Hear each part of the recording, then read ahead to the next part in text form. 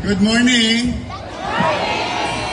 Ang aga nyo Talagang ang mga matatanda, malapot ang dugo. Maaga nagigising. Anyway, nandito kami kanina, siguro nabalitaan ninyo, no? Yung matagal na hindi nagagamit ng mga kabataan, ng mga apo nyo, ng mga anak ninyo. Napawi na natin, inayos, umaliwalas, tuyo. Panatiliin ninyong malinis. Kasi hindi naman ako ang gagamit nun. Kayo din. Tama ba? Ayun ay pagawaing bayan, ibinigay sa tao, o sabihan nyo yung mga kabataan na gawing malinis lagi. Alam mo, lagi sinasabi ng nanay ko, sino wari-wari dito? Wari yung pare. Wari yung bataso. Pinapalo ko na naman. Nanay ko kasi. Wari buhok. Huwag ka mag-alala, dyan ako papunta. Dito, sa kabila, alam niyo yung kabila. Parola. O dyan ako lumaki. So, squatter din ako. Nabuhay kami simula pagmulat ng mata ko hanggang sa nag-aaral ako sa Almario Elementary School. Squatter kami. O alam niyo mabuhay. Sa Arten, yun ang aming malaking lupain. Walang bayad ng amilyar. Libre kuryente. Asosyo sa Meralco. Asosyo sa Nawasa. Pero ganun naging buhay namin. Pero may sinasabi sa akin lagi ang nanay ko. Saka tatay ko. Sino antikin nyo? Antikin nyo. Meron ba Ilonggo? Ayun, antikin niya. Antikin niya. O, antikin niya. Mga Ilonggo. Mahon mo? Ha? Ayun. Mga antikin nyo. Antikin niya. Kaya nanay ko, kaya yung magulang ko, extreme. Yung tatay ko, malambing. Alam mo naman ang mga Ilonggo. Malambing yung action ka mo.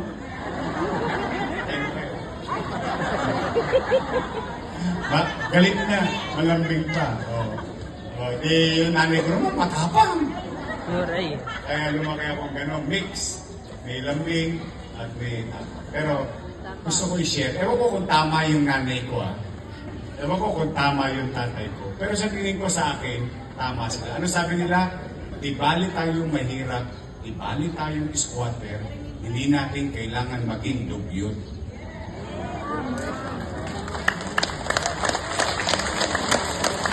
May dignidad sa pamumuhay. Kaya sasabihan niyo yung mga kabataan na mag-ayos, maglinis.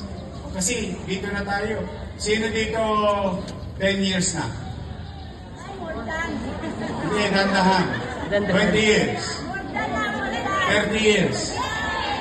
Purihin ninyo, dito na kayo nawala ng ipin at buhok.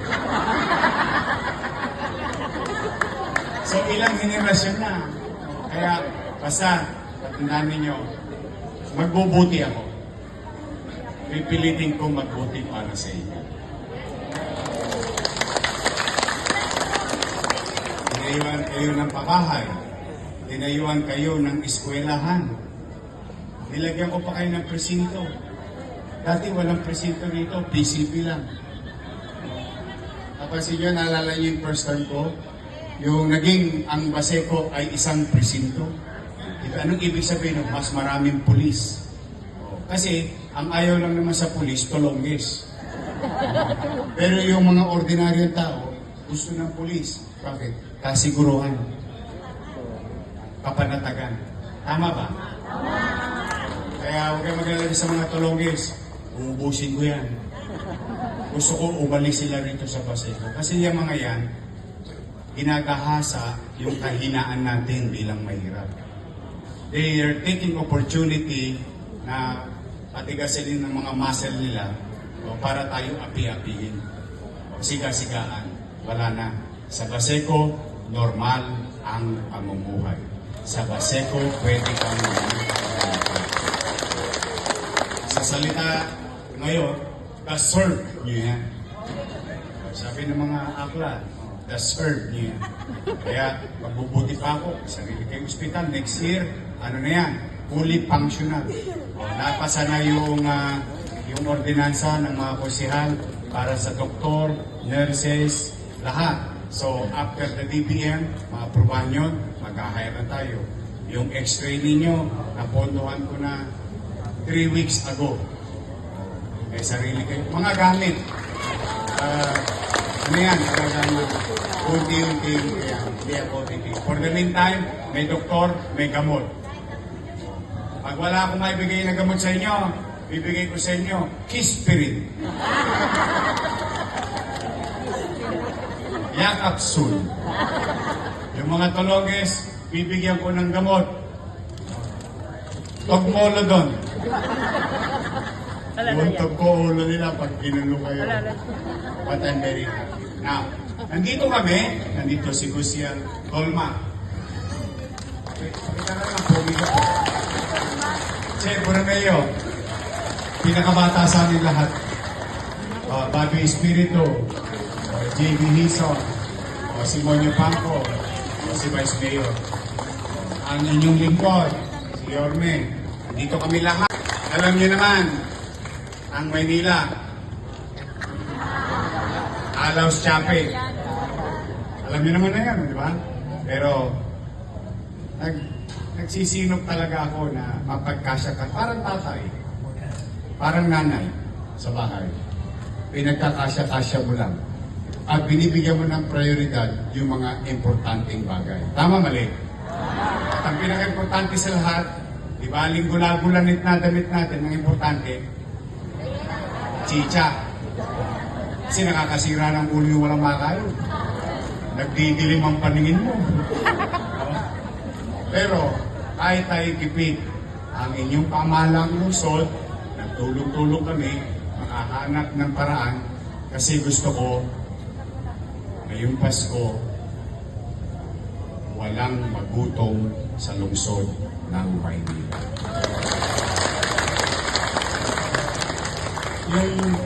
Ewan ko kung alam niyo yung salita niya, sa nanay ko kasi naririnig yan. Yung alam mo yung may mapagharimunan lang tayo sa special occasion. O dyan, mamaya yung iba dyan, pwede nyo nang tirahin. Yung iba dyan, itabi nyo na. Para pagdating ng Pasko, kahit walang pera, sama-sama ang pamilya, may mapag-aharimunan tayo, mag-celebrate tayo ng holiday, ng Noche Buena together. At may awa news. May awa news.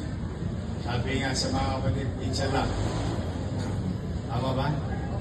Inshallah. May awa ang Diyos. Makakatawid din tayo. Makakaraos din tayo. Naniniwala ba kayo? Do your best and God will take care of you. So, Merry Christmas. Happy New Year. Sa mga lolo't lola ko, may isa pa akong darating. Siyempre, special child kayo sa akin. Meron ako regalo sa inyo. Di ba taon-taon, nung mayor ako, meron kayong laging regalo. May regalo ng pamilya, may regalo pa ang lolo't lola. Abangan ninyo yun. Ngayon din, December yun. Tapos yung inyong third quarter, fourth quarter, October, November, December, unang bati ng taon. Paldo ang mga lolo't lola. Pwede nyo lang. Pasensya na sa mga kabataan na medyo priority ko lang yung mga lolo't lola. Huwag kayong mag-alala. Una-una lang yan. Narating din kayo dyan. Sila na muna. Ha? Sa mga lolo't lola ko, mga nanay tatay ko, senior citizen, I love you. Mag-iingat kayo at pagpalain nawa kayo ng buong may kapal. Manila!